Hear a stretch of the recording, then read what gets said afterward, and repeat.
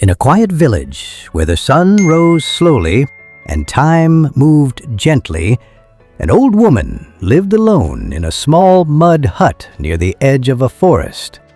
One afternoon, a young married woman named Amira came running to her, eyes swollen with tears. "Why are you crying, my daughter?" the old woman asked softly. Amira sank to her knees. Mama, it's my husband. He left for the city months ago to look for work. No call, no letter. I fear he may never return. Or what if he never finds a job? What will happen to me, to our children?" The old woman nodded, and instead of offering direct advice, she told her a story. "There was once a young man," the old woman began, "who sat by a riverside, head buried in his hands, crying. A passing old woman saw him and asked gently, 'Why are you crying, my son?' He looked up, tears spilling freely. 'Because I have nothing. Everything I try fails. I think the world has forgotten me.' The old woman pointed to the flowing river and the trees dancing in the wind. 'Look around,' she said. 'The river doesn't worry where it's going.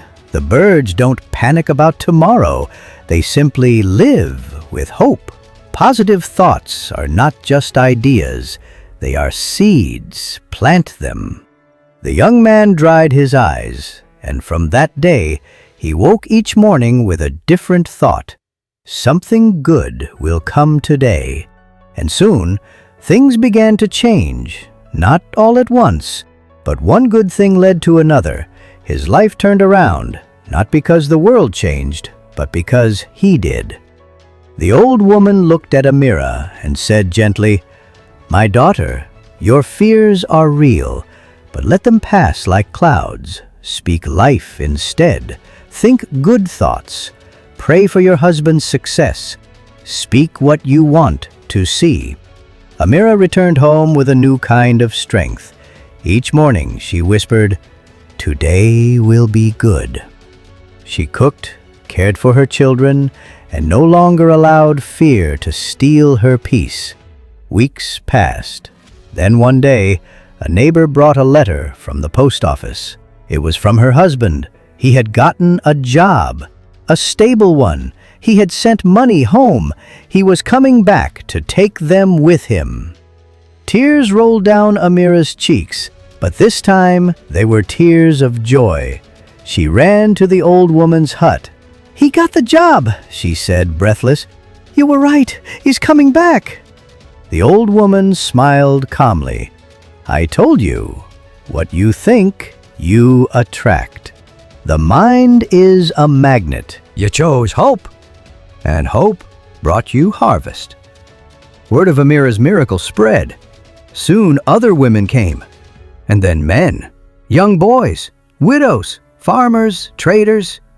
They all sat with the old woman under the mango tree beside her hut. She didn't give them money. She gave them something more powerful, hope through thought. She taught them, "Don't say I'm finished. Say, I'm beginning again. Don't say, I can't. Say, let me try. Don't say, it's over. Say, I'm about to rise." Slowly the village changed.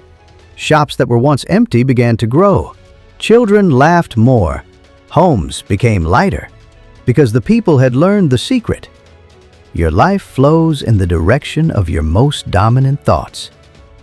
And at the center of it all was the old woman, whose quiet wisdom turned one mind, then another, until the entire village began to bloom. Positive thinking is not a denial of reality. It is the faith that no matter how dark today looks, tomorrow holds light.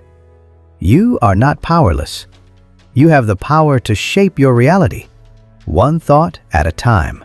Think light, expect joy, and watch how even your smallest thought can create a brighter world. Dear you, have you ever seen one thought change everything? What's the one positive phrase you say to yourself when life gets hard? Share it below and inspire someone today. If this story touched